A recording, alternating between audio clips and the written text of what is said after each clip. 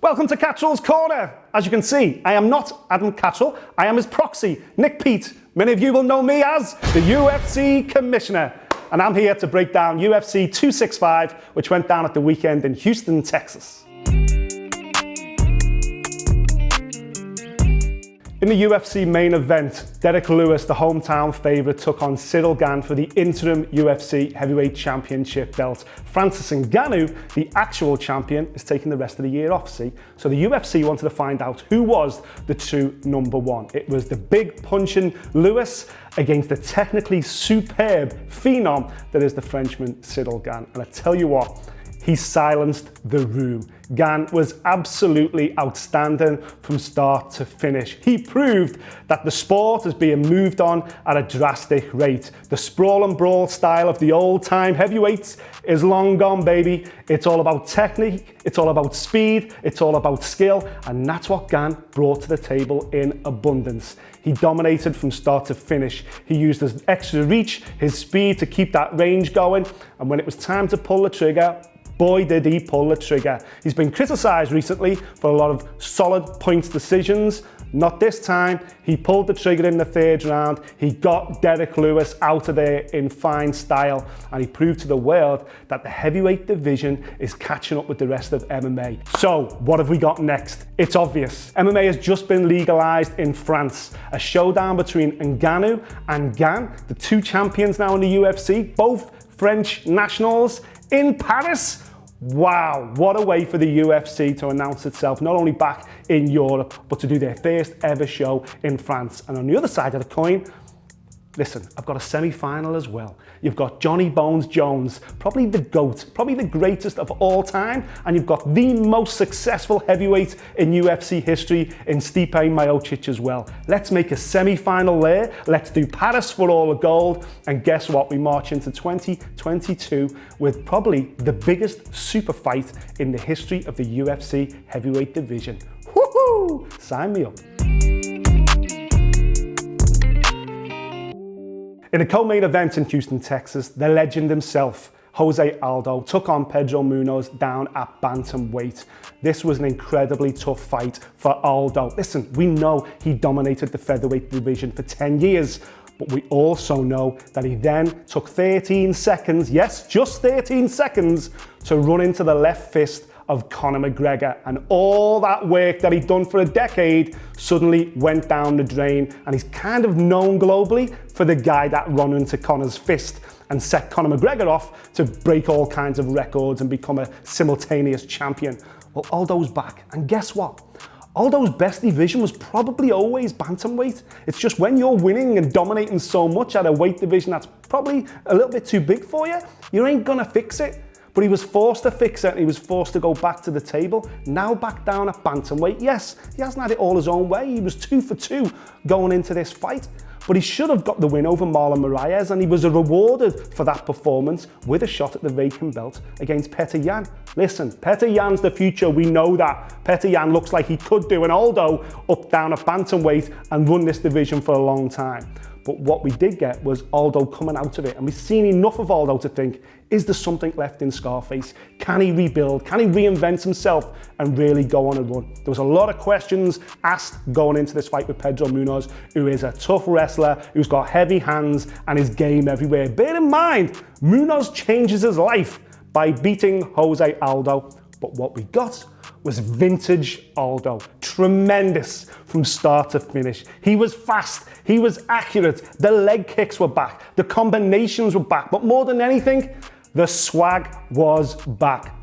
Jose Aldo is back, ladies and gentlemen. He's gonna make a title run back down at bantamweight, and who would bet against him picking up UFC gold once again, and maybe even going on a terrific run. Yes, I see Petr Yan. Yes, I see Sandhagen. Yes, I see Dillashaw. Yes, I see all these guys in this division, including Aldo, who's got the belt at the moment. But what fan on the planet, what person who follows UFC wouldn't love to see Jose Aldo lift UFC gold once more? It might just happen.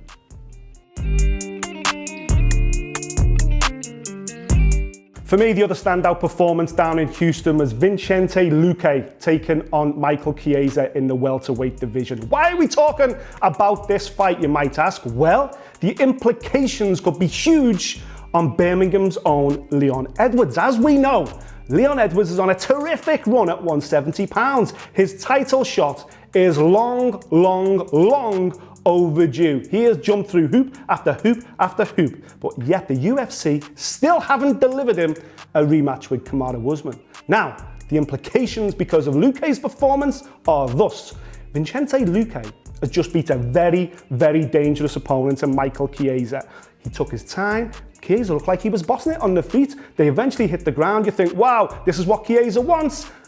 In a split second, Luque rolls him over, cinches into a Bravo choke, gets a finish inside the first round. And guess what? That's what Vicente Luque does. He finishes fights. That's something that Leon Edwards has been criticised for extensively in the past. Yes, he's won a lot, but who's he finished? Where's the highlight reels? Where's the moments which we can flash up on social media? Vicente Luque does those moments for a living. Finish after finish after finish. And not only that, Vicente Luque is one of the guys at the top of this welterweight division. In fact, he's the only guy in the mix at the top of the welterweight division that hasn't lost to Kamaru Usman. Everybody else has.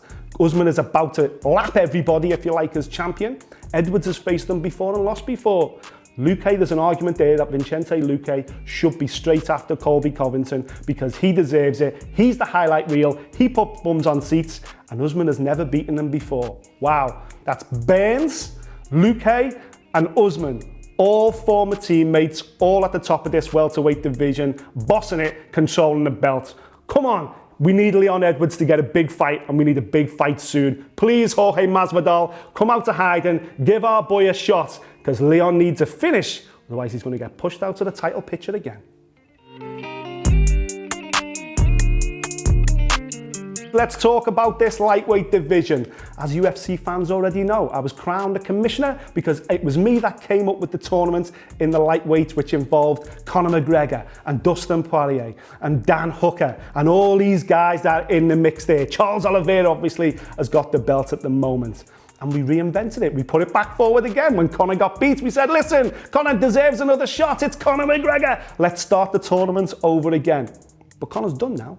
He's out at 155. It's clear Dustin Poirier has the edge over him. Plus, he's got a lot of recuperating to do with that serious ankle break. So what do we do at lightweight? Of course, we need Poirier to fight Charles Oliveira. We need to find out if the guy most people rank number one is in fact better than the champion. Let's sort that one out. But then look a bit deeper. We've still got tons of options in the deepest division in the UFC. Michael Chandler's going to take on Justin Gaethje. Woohoo! I tell you what, the canvas will be on fire that night. The trash talk has already started. It's absolutely insane. But then look who we've got.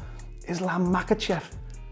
Khabib's own prodigy. The guy that trained with Khabib, came right through with Khabib. He is now, as the Khabib smoke settles down, Islam Makhachev will step through it and he will take on anyone in this lightweight division. He's already been matched up with Rafael dos Anjos, the former champion. Let's fingers crossed that fight actually happens this time. But then you've got Diego Ferreira, you've got Gregor Gillespie, you've got Beneil Dariush. You've got so many guys in this lightweight division that are more than capable of going on a run and picking up this belt. Yes, the lightweight tournament is kind of coming to its finale, but why not? Let's start it all over again. Pick 12 names, throw them in the hat, and let's find out in 2022 who is the best 155 pounder on the planet. We're coming for you, Dustin. Well, there you have it, UFC 265 in review. Hope you enjoyed it. Catterall's Corner will be back soon with UFC 266. That is headlined by the tough finale featuring Alexander Volkanovski and Brian Ortega, and my favourite female fighter on the planet, Valentina Shevchenko,